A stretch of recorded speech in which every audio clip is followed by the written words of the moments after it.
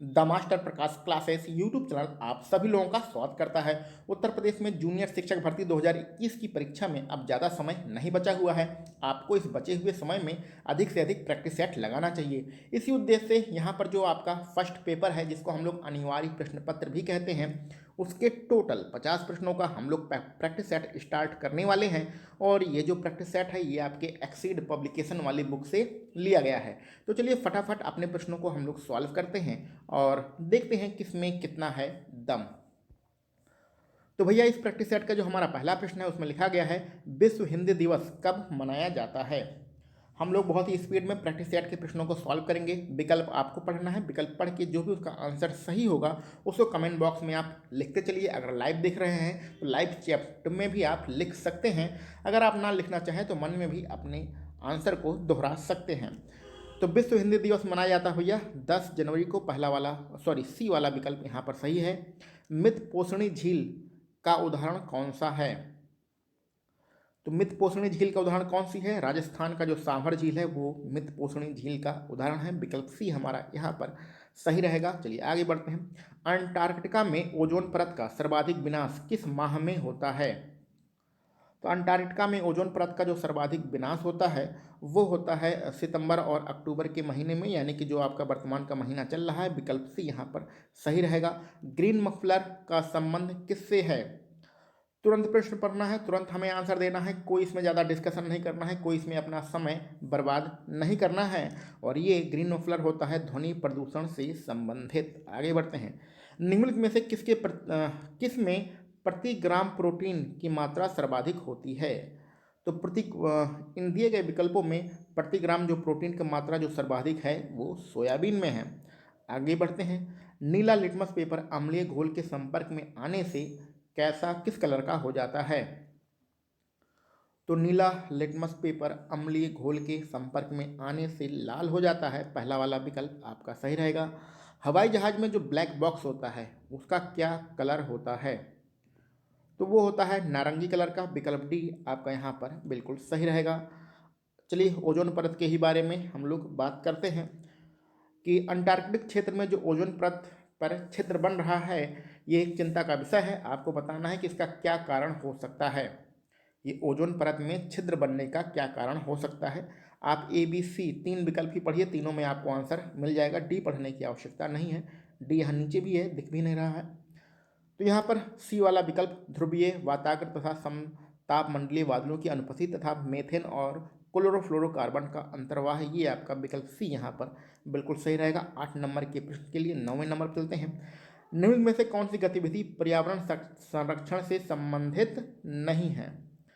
तो पर्यावरण संरक्षण से संबंधित कौन से नहीं है। देखिए भैया पर्यावरण संरक्षण से आपका बी डी और ए ये संबंधित हैं, लेकिन ए वाला संबंधित नहीं है। वनोन्मूलन मतलब होता है वनों का काटना, और वनों के काटने से पर्यावरण थोड़ी संरक्षित होगा। पहला वाला विकल्प आपका बिल्कुल सही रहेगा। आगे बढ़ते हैं अपने 10वें नंबर के प्रश्न पर। निम्नलिखित ऊर्जा स्रोतों में से कौन सा सर्वोत्तम पर्यावरण अनुकूल है। तो कौन सा ऊर्जा स्रोत सबसे ज़्यादा पर्यावरण के अनुकूल है। तो सबको पता है यहाँ पर हमारा आंसर सौर सेल होगा। आगे बढ़ते हैं। जैव विविधता के संदर्भ में भारत में निम्नलिखित में से कौन सा क्षेत्र हॉटस्पॉट माना जाता है। तो हॉटस्पॉट किसे माना जाता है, यही जो अंडमान निकोबार है यही आपका हॉटस्पॉट है। पहला विकल्प यहाँ पर सही रहेगा। पीडीएफ यहाँ पर कुछ ज़्यादा अच्छी नहीं है, क्लियर नहीं है, लेकिन हम बोल रहे हैं आप उसको समझ लीजिएगा। उत्तर प्रदेश के किस जिले में पुरुषों में महिलाओं का अनुपात सर्वाधिक है। तो पुरुषों में महिलाओं का अनुपात सर्वाधिक किस जिले में है उत्तर प्रदेश के, तो वो है आपके विकल्प डी जौनपुर आपका सही रहेगा। और 13 नंबर से आपको रीजनिंग के प्रश्न मिल चुके हैं। और रीजनिंग के प्रश्नों में आपको क्या करना है भैया, रीजनिंग के हम लोगों ने अब तक 20 प्रैक्टिस सेट सॉल्व कराए हैं, जो कि आप जूनियर शिक्षक भर्ती की प्लेलिस्ट में जाएंगे तो आपको रीजनिंग की एक अलग से प्लेलिस्ट मिल जाएगी, उसको आप देख लीजिएगा। उसमें जिस प्रकार से प्रश्नों को सॉल्व कराया गया है उसको देख के समझ लीजिएगा। समझ लेंगे तो ये आपके जो 4 5 6 प्रश्न दिए गए हैं इसको आप आराम से सॉल्व कर सकते हैं। अब इसकी पीडीएफ कहाँ मिलेगी, डिस्क्रिप्शन बॉक्स में जाइएगा, वहाँ पर टेलीग्राम चैनल का लिंक दिया गया है, वहाँ पर जाकर आप इसकी पीडीएफ को डाउनलोड कर लीजिएगा। फिर आराम से बैठ के क्वेश्चन को सॉल्व करिएगा, सबका आंसर आपको आ जाएगा, कोई दिक्कत की बात नहीं है। और आंसर शीट भी इसी के साथ दी गई है।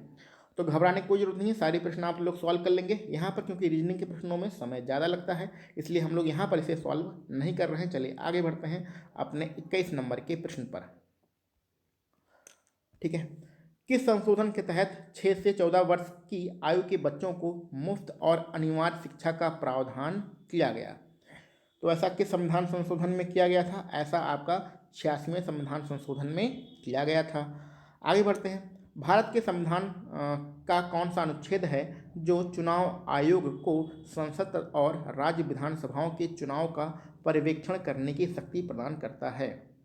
तो चुनाव आयोग को चुनाव कराने की जो शक्ति देता है वो कौन सा आर्टिकल देता है? आर्टिकल 324 देता है। विकल्प डी यहाँ पर हमारा सही रहेगा। सेबी क्या है? SEBI, सेबी क्या है? सेबी एक गैर संवैधानिक निकाय है, इसका संविधान में कोई उल्लेख नहीं है, ये वित्तीय मामलों पर देखरेख करती है। विकल्प डी यहाँ हमारा सही रहेगा। 24 नंबर पर चलते हैं, एक वस्तु की मांग में वृद्धि होने के कारण वस्तु की कीमत संतुलन में, फिर खाली स्थान है, होगी, और संतुलन मात्रा में, फिर यहाँ पर खाली स्थान है, होगी। यहाँ पर कौन सा आपका जोड़ा सही रहेगा ये आपको बताना है। तो वस्तु की कीमत संतुलन में वृद्धि होगी और संतुलन मात्रा में कमी होगी। विकल्प सी यहाँ पर आपका बिल्कुल सही है। आगे बढ़ते हैं, अल्पकालीन सीमांत लागत वक्र का जो आकार होता है वो किस प्रकार का होता है? तो ये होता है यू आकार का, पहला वाला विकल्प आपका बिल्कुल सही है। आगे बढ़ते हैं 26 नंबर पर, उपभोक्ता को अधिकतम संतुष्टि उस बिंदु पर मिलती है जहां, इसमें से कौन सा समीकरण आपका सही होगा? तो इकोनॉमिक्स के बहुत ही अच्छे अच्छे यहाँ पर खतरनाक प्रश्न दिए गए हैं, सोच समझ के आंसर दीजिएगा। सीमांत उपयोगिता और कीमत दोनों बराबर होती है, पहला वाला विकल्प यहाँ पर हमारा सही है। 27 नंबर में आपको जोड़ा मिलाना है। कुछ नदियाँ हैं उनके पुराने नाम हैं, कुछ शहर भी हैं, तो प्राचीन नाम के संबंधित आपको जोड़ा मिलाना है। कुंभा किसे कहते हैं भैया? चलिए पहले जोड़ा मिलाएंगे, बाद में हम लोग विकल्पों को देखेंगे। कुंभा का मतलब होता है काबुल। परसुणी नदी का नाम क्या है? परसुणी नदी का वर्तमान नाम है रावी। और सदानीरा को हम लोग कहते हैं सदानीरा, जो आपके हिमालय से निकलेगी, यानी कि गंडक। और सतुद्री का मतलब होता है सतलज, यानी कि 2 3 1 4 ये आपका क्रम बन रहा है, और 2 3 1 4 ये आपके विकल्प बी में दिया गया है। आगे बढ़ते हैं, श्वेतांबर और दिगंबर किस धर्म से संबंधित हैं? तो सबको पता है भैया, ये दोनों संप्रदाय जो हैं जैन धर्म से संबंधित हैं। आपका विकल्प बी यहाँ पर सही रहेगा। रजत सिक्के जारी करने वाला प्रथम जो है मुगल नहीं, गुप्त शासक कौन है? तो रजत मतलब होता है चांदी के सिक्के जारी करने वाले पहले गुप्त शासक कौन थे? तो उनका नाम है चंद्रगुप्त द्वितीय। विकल्प सी यहाँ आपका सही रहेगा। 30 नंबर पर बढ़ते हैं, दिल्ली के किस सुल्तान ने घोड़ों को दागने की प्रथा को प्रारंभ कराया था? तो घोड़े दागने की जो प्रथा थी वो किसने प्रारंभ कराया था? वो अलाउद्दीन खिलजी के द्वारा प्रारंभ कराया गया था। 31 नंबर बढ़ते हैं, निम्नलिखित में से कौन सा मुस्लिम शासक है जो लूट से प्राप्त जो धन होता था उस पर 80% टैक्स लगाता था? तो कोई भी व्यक्ति लूट कर लाता था तो उसका 80% भाग खुद रख लेता था, वो ऐसा कौन सा राजा था? तो ऐसा नालायक राजा का नाम है अलाउद्दीन खिलजी। विकल्प आपका बी वाला बिल्कुल सही है। आगे बढ़ते हैं, अकबर ने किस घटना को स्मरण करने के लिए फतेहपुर सीकरी की स्थापना किया था? तो आपको याद होना चाहिए फतेहपुर सीकरी की स्थापना 32 नंबर में। देखिए यहाँ पर फतेहपुर सीकरी, अच्छा हाँ सॉरी, ये आपका विकल्प बी सही रहेगा। विकल्प बी आपका सही रहेगा। शेख अलीम चिश्ती के आशीर्वाद से सलीम के जन्म के कारण फतेहपुर सीकरी की स्थापना यहाँ पर की गई थी। ठीक है, और यहाँ पर आपको एक चीज़ और बताना है, यहाँ पर एक बहुत ही अच्छा दरवाज़ा है जिसका नाम है बुलंद दरवाज़ा।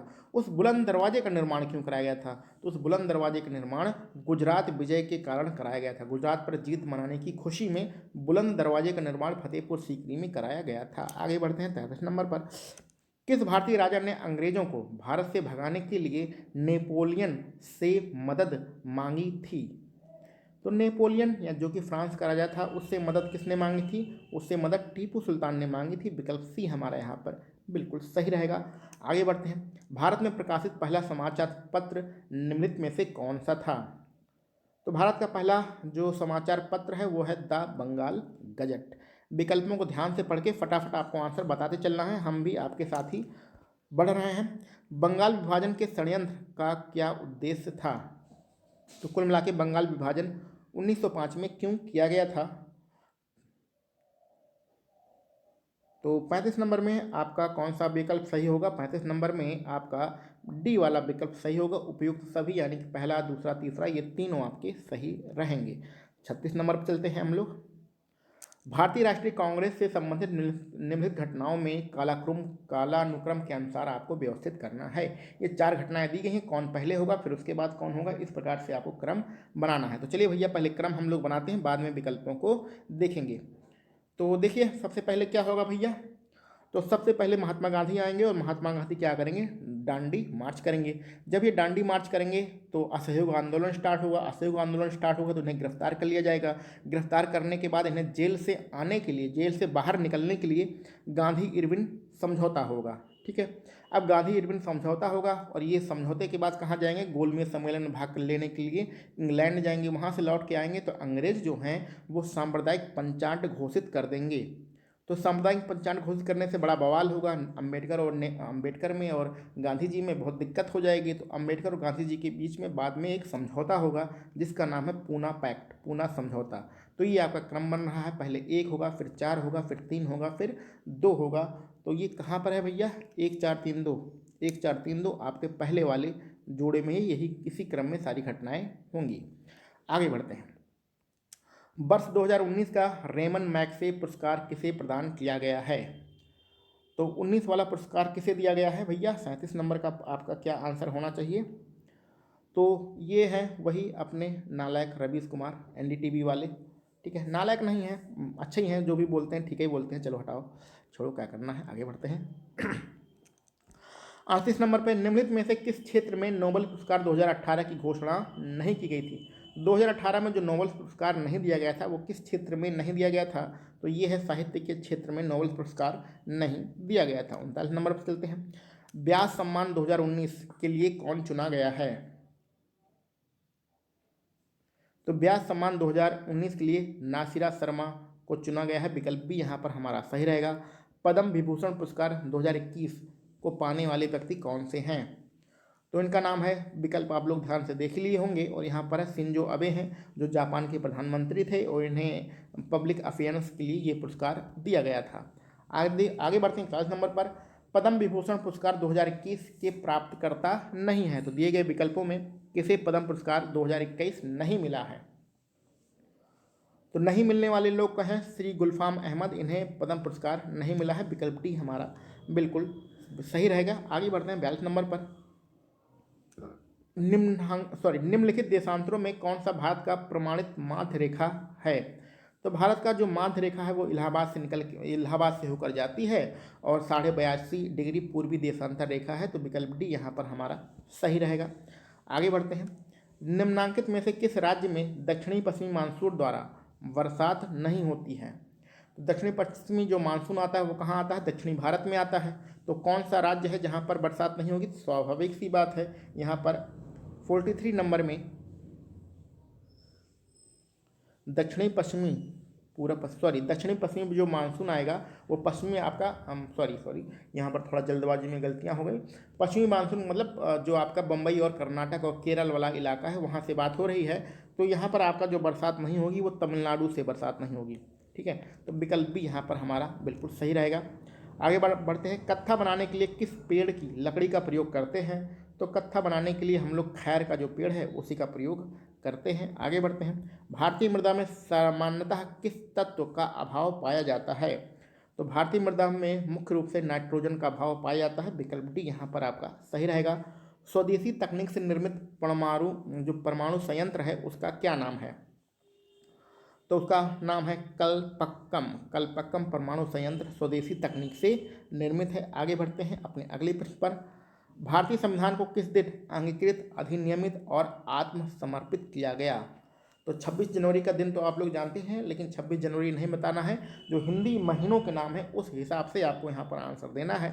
उसका सही विकल्प रहेगा मिति मार्ग से शुक्ल सप्तमी और विक्रम संवत 2006 में ऐसा किया गया था। विकल्प भी आपका यहाँ पर बिल्कुल सही है।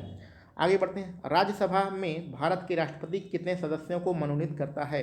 तो राज्यसभा में 12 सदस्यों को मनोनीत करता है। बहुत ही आसान प्रश्न है। आगे बढ़ते हैं, भारत में पंचायतों के द्वारा निम्न में से कौन सा कर लगाया जाता है?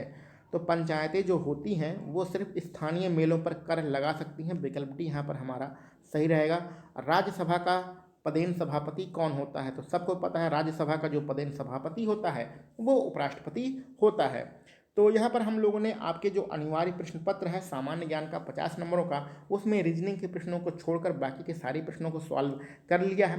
अब आपने कुल टोटल कितने प्रश्न सॉल्व किए हैं, उसमें से आपके कितने नंबर बन रहे हैं, इसको कमेंट बॉक्स में ज़रूर बताइएगा। इसके अलावा यदि आपके कोई मित्र जूनियर शिक्षक भर्ती की तैयारी कर रहे हैं अथवा सुपर टेट की तैयारी कर रहे हैं अथवा यूपी टेट की तैयारी कर रहे हैं, तो किसी भी परीक्षा की तैयारी कर रहे हैं, तो आप भी उन्हें यह वीडियो शेयर कर दीजिएगा, इस यूट्यूब चैनल के बारे में बता दीजिएगा, जिससे हम लोग भी ठीक ठाक ग्रोथ कर सकें। चलिए मिलते हैं हम लोग अपने अगले किसी वीडियो लेक्चर में। आप सभी लोगों को वीडियो देखने के लिए बहुत बहुत धन्यवाद।